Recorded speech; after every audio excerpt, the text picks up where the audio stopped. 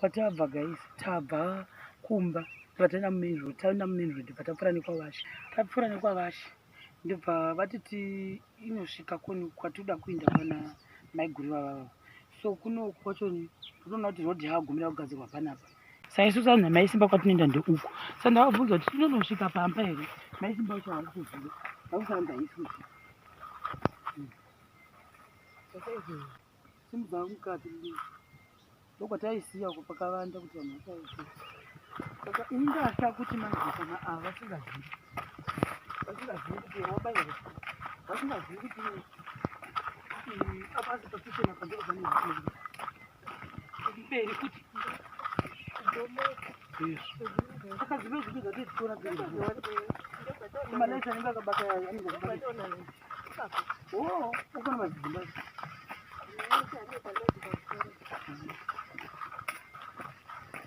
saka ndangoti ndida kuti ndimire pekuti ndinozokwanisa kurivhesa wozviona kurivhesa tati ngatimire pekuti ndinorivhesa tizotarisa kwatabva. Hamozviona kwatabva kwacho tati chongopinda tichingoenda mheno bonda vati Maisimba zvinene kuti tinosarira pedu pane kuti tisiye mota kuruku tifambe makumbo anogwadza. Hamozviona saka pataudza vashe kuti ndo zvatoda noita so that tivaudze meseji yabva kupi kumaofisi kuti vanodiwawo mangwana. Indaperekedza chomi ngoda zvati kunotaura uchanetsa so mima wase ndakuperekedza ndofara kuti ndaperekedzwa nasisi kunotaura nemabhesi nekuti ivo vadzova vauyewo maizovagona kuvasimudza here mega ipapo ndobva ndinozonetsa kuti handizi kuti vaizosimuka here kati vasingakuma. Saka ndati chomi, let me help you. Tomaitira here sisi kuti katasungirisa dogo dzimemboita chirinda yomboita white. Izvo kudai inenge ichitosenza don't worry izvozvo. Handi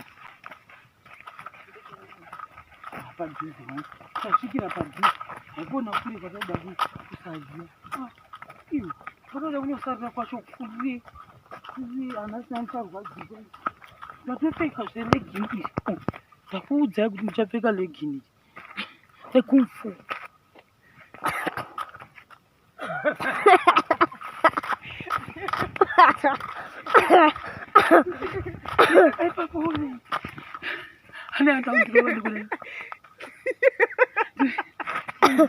Maisimba ingotiza ndaudzikirwa nembodo kuti zvezire kumfu vanakira asimata zvishoma amozvona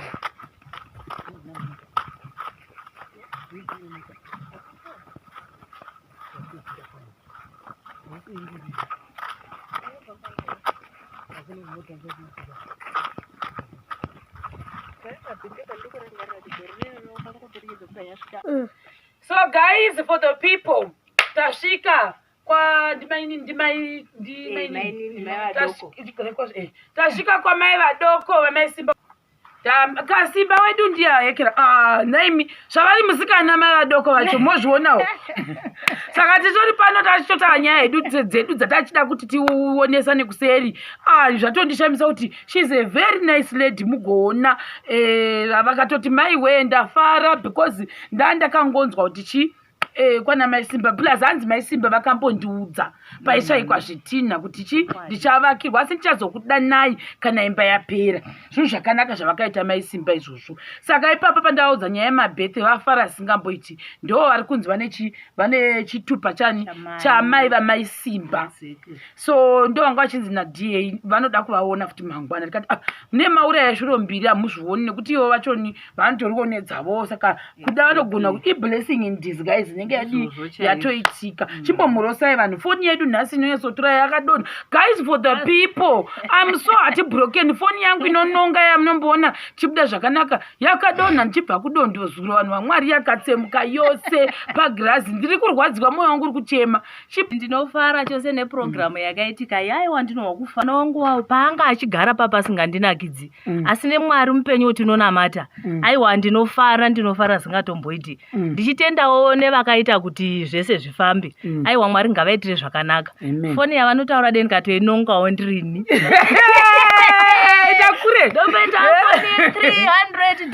ndengeri yebasa zve yairi yebasa vasikana ndaipapa apa yairi yebasa handagwadzwa zvokudai zvimuri kubuda makamenyukira inobuda kubuda zvamuri iyi neyoti saufu saka ipapa vanhu vamwe ndofara ndimaiguruka mainini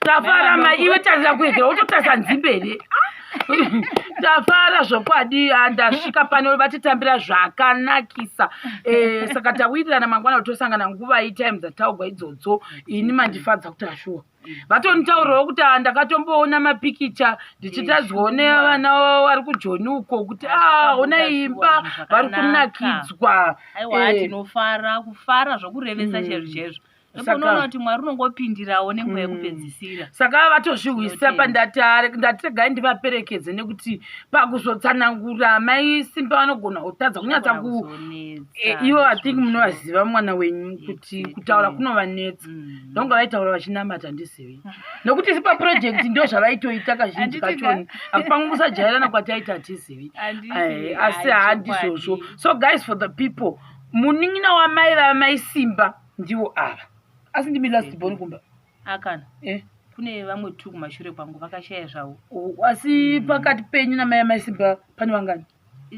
Takazvarwa tiri 8 mai vamai simba yenumber 3 imiwe number ndiwo chinumber 5 pakati pane number 3 4 number 5 ndosaka makaita vechidoko aiwa handafara guys tasvika pamusha pavo kopwa dzakapera hapana munhu wamwari dzakapera dzangu amhandire maputi chete mozouya maona imba zvokwadi aiwa vakaitwa zvakanaka tozvitenda totendawo kuti mwari vakasunungura zvinhu zvavo zvakafamba zvakanaka saka ipapa vangu vaisiwa matiles nhasi